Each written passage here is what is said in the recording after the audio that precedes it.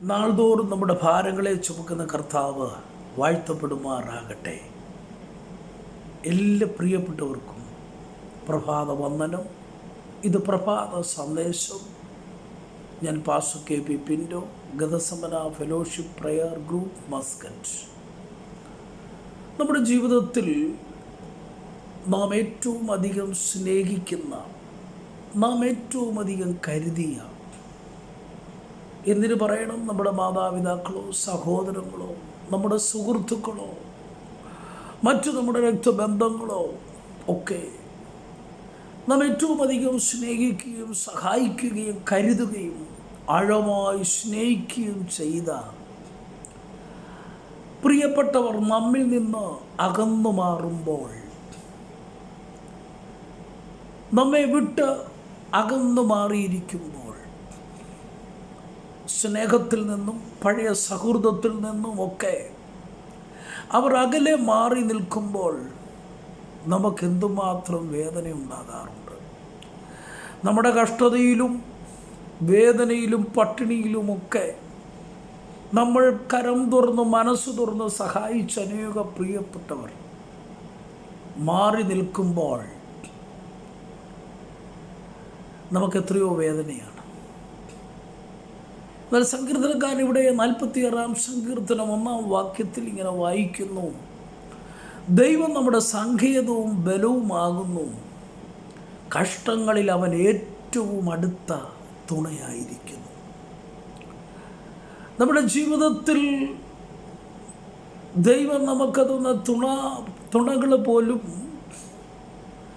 നമ്മളെ തള്ളിപ്പറയുമ്പോൾ, വെറുക്കുമ്പോൾ, ഭക്തനായ ഇയ്യോബിൻ്റെ ജീവിതത്തിൻ്റെ ഭാര്യ പറയുന്നുണ്ട്, വാക്കുണ്ട്: നീ ഇപ്പോഴും ഭക്തി മുറുകെ പിടിച്ചിരിക്കുന്നുവോ?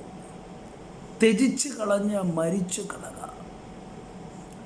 അപ്പോൾ അങ്ങനെയെങ്കിൽ ഏറ്റവും പ്രിയപ്പെട്ടവർ പോലും നമ്മിൽ നിന്ന് അകന്നു മാറുമ്പോൾ സങ്കീർത്തനക്കാരൻ ഇവിടെ പറയുന്നൊരു ഭാഗമുണ്ട്: ദൈവം നമുക്ക് സങ്കേതമാണ്, ബലമാണ്. അതുമാത്രമല്ല, കഷ്ടങ്ങളിൽ അവൻ ഏറ്റവും അടുത്ത തുണയാണ്. നമുക്ക് തന്നിരിക്കുന്ന തുണകളൊക്കെ അകന്നു മാറിപ്പോകുമ്പോൾ, സ്വന്തം തലമുറകൾ, നൊന്ത് പ്രസവിച്ചു വളർത്തിയ സ്വന്തം തലമുറകളൊക്കെ വെറുത്തകന്നു മാറുമ്പോഴും, പ്രിയപ്പെട്ടവർ അകന്നു മാറുമ്പോഴും, ഇവിടെ ഭക്തനായ മനുഷ്യൻ പറയുകയാണ്, കഷ്ടങ്ങളിൽ അവൻ ഏറ്റവും അടുത്ത തുണയാണ്. അപ്പോൾ ഒരു കാര്യം നമുക്ക് മനസ്സിലായി: നമുക്ക് കഷ്ടം വന്നപ്പോൾ, ഭാരം വന്നപ്പോൾ, മറ്റൊരു വിധത്തിൽ പറഞ്ഞാൽ രോഗങ്ങൾ വന്നപ്പോൾ, വേദനകൾ വന്നപ്പോൾ, കടബാധ്യതകൾ വന്നപ്പോൾ, ചില ഒറ്റപ്പെടൽ അനുഭവങ്ങൾ വന്നപ്പോൾ, നമ്മുടെ പല പ്രിയപ്പെട്ടവരും നമ്മിൽ നിന്ന് അകന്നു മാറി നിൽക്കുമ്പോൾ, നാം സേവിക്കുന്ന, നാം വിശ്വസിക്കുന്ന നമ്മുടെ സർവശക്തനായ ദൈവം അവൻ കഷ്ടങ്ങളിൽ ഏറ്റവും അടുത്ത തുണയാണ്. എത്ര വലിയ ആശ്വാസകരമായ ഒരു വാക്കാണ്, എത്ര വലിയ സന്തോഷമുളവാക്കുന്ന ഒരു വാക്കാണ് കേൾപ്പാൻ കഴിഞ്ഞത്. കഷ്ടങ്ങളിൽ ഏറ്റവും അടുത്ത തുണയായി, എല്ലാവരും അകന്നു നിൽക്കുമ്പോൾ അടുത്ത തുണയായി ചേർന്ന് നിൽക്കുവാൻ, ആശ്വാസം തരുവാൻ, ഒന്ന് തണുപ്പ് തരുവാൻ നമുക്കൊരുവനുണ്ട്.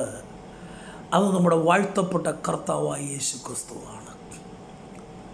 ഈ പകല്, ഈ പ്രഭാതം നമുക്ക് ഒരിക്കൽ ദൈവം തന്നപ്പോൾ, ഈ പകലിൽ നമുക്കിങ്ങനെ വളരെ വിശ്വാസത്തോടെ മുന്നേറുവാൻ കഴിയട്ടെ, വളരെ ആത്മധൈര്യത്തോടെ ഉറപ്പോടെ മുന്നോട്ട് പോകുവാൻ കഴിയട്ടെ. കഷ്ടങ്ങളിൽ ഏറ്റവും അടുത്ത തുണയാണ് നമ്മുടെ കർത്താവ്. ഇനി ആര് വെറുത്താലും ഈ പ്രഭാതത്തിൽ വേദനയോടെ നാം മുന്നോട്ട് യാത്ര തുടരില്ല. ഏറ്റവും അടുത്ത തുണയായ, ഏറ്റവും ആശ്രയിക്കാൻ കൊള്ളാവുന്ന കർത്താവിലേക്ക് നമുക്കൊന്ന് ചാരാം, അടുത്തു വരാം. ഈ പ്രഭാതം നമുക്കെല്ലാവർക്കും അനുഗ്രഹമായി തീരട്ടെ. God bless you all.